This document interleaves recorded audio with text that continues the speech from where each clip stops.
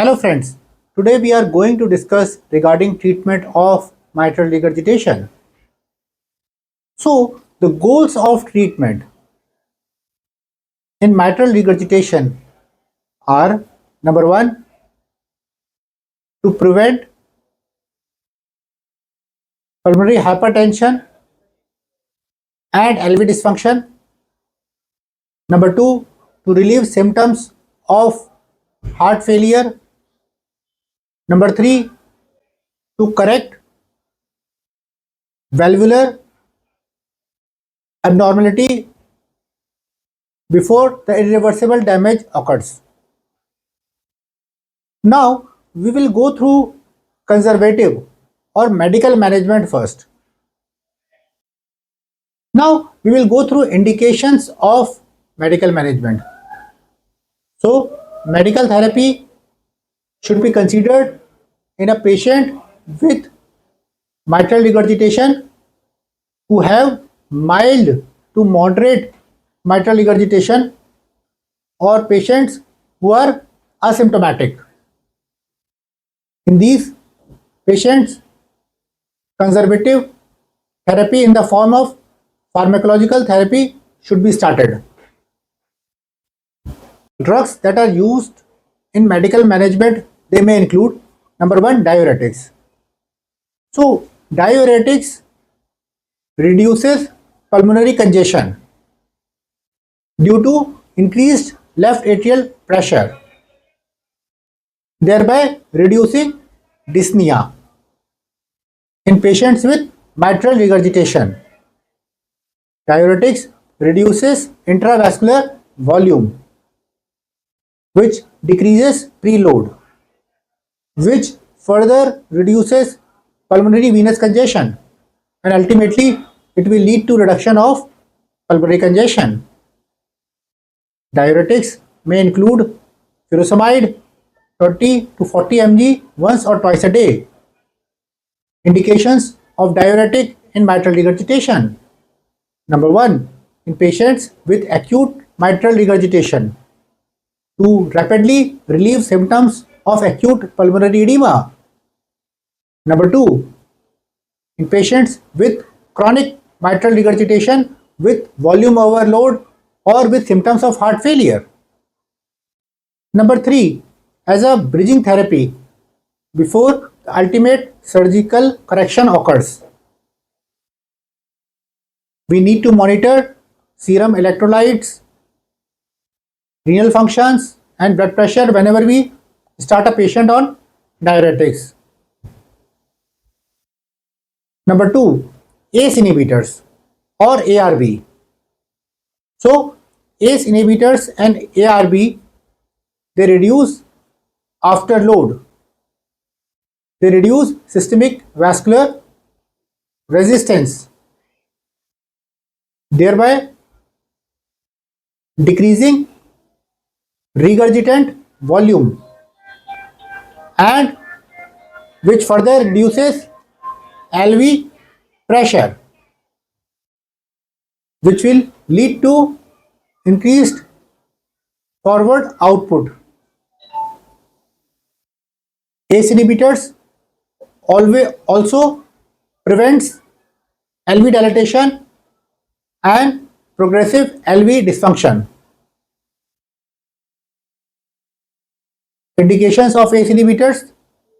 Number 1, patients with acute MR.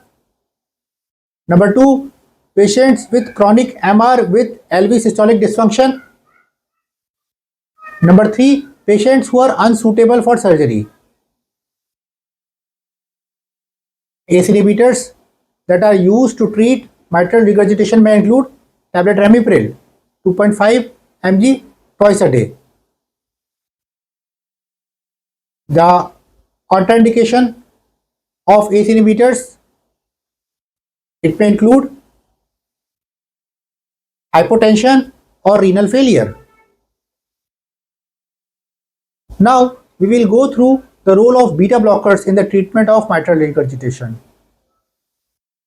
So, as we have already discussed, in a mitral regurgitation, it's a volume overload condition which will ultimately lead to LV dilatation, and eventually it will cause LV failure or LV dysfunction. So whenever there is increase in heart rate, there is reduced LV filling and there is increased regurgitant volume. So beta blockers, they reduce heart rate, they increase left ventricular diastolic filling, they decrease regurgitant volume, and they improve cardiac output. Beta blockers that can be used, it may include metoprolol 25 mg BD or cardivirol 3.125 mg BD. Indications of beta blocker in a patient with mitral regurgitation. Number 1, chronic MR with atrial fibrillation. Number 2, in patients with LV dysfunction with heart failure. Number 3, in patients with tachycardia or increased sympathetic drive, where they decrease heart rate and reduce myocardial oxygen demand. It is noteworthy to mention that beta blockers should not be used in cases with acute MR, as it may worsen pulmonary edema in patients with acute MR.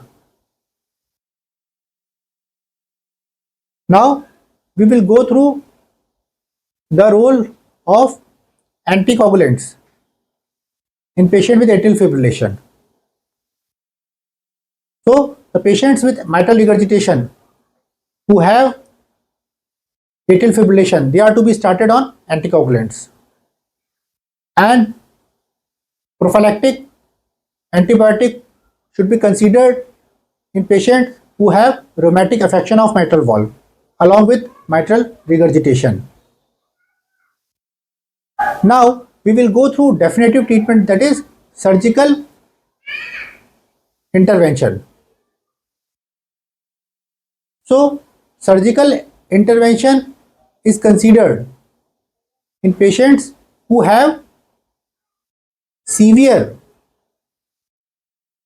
mitral regurgitation.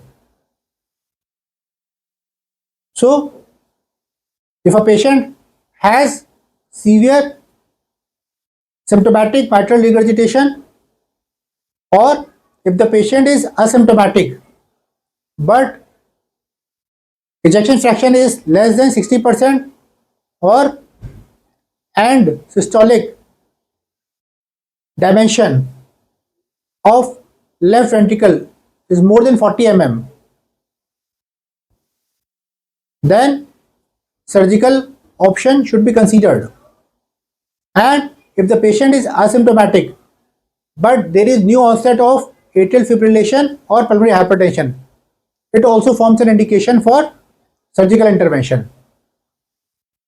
Surgical intervention may include: number 1, mitral valve repair. Number 2, mitral valve replacement. It may be a prosthetic or mechanical valve depending upon patient profile. Then transcatheter end-to-end repair. It is a minimally invasive option. Now we will go through certain lifestyle changes that patient should follow. Avoid overexertion, avoid excess intake of salt, and regular routine follow-up echocardiography should be done in order to assess LV function and residual MR, and anticoagulant therapy in a patients with mechanical mitral valve. Thank you.